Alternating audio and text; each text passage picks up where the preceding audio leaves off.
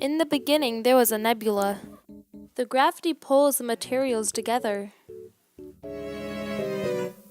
When the temperature reaches 15 million degrees, the nuclear fusion begins and the ball of dust begins to glow. Fusion produces an outward force that is in opposition to the inward force of gravity. The hydrogen acts as fuel for the fusion process.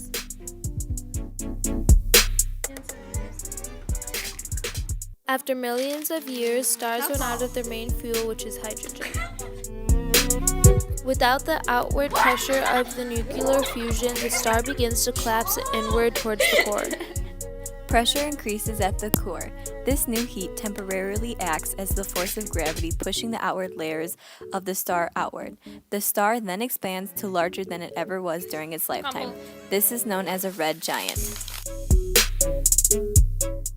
For low-mass stars, the helium atom fuse together to form carbon atoms.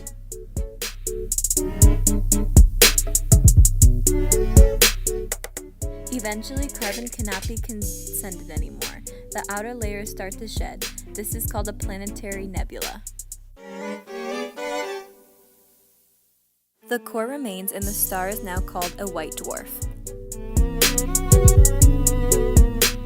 Eventually, the white dwarf will release all of its energy and become a black dwarf.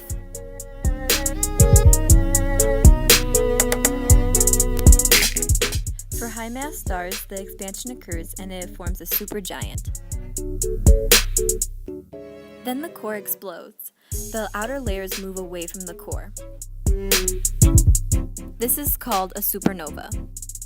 After that, the whole core becomes nothing but a big ball of neutrons. This is called a neutron star.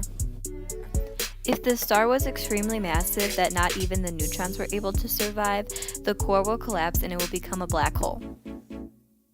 After all this happened, the star is ready for its rebirth.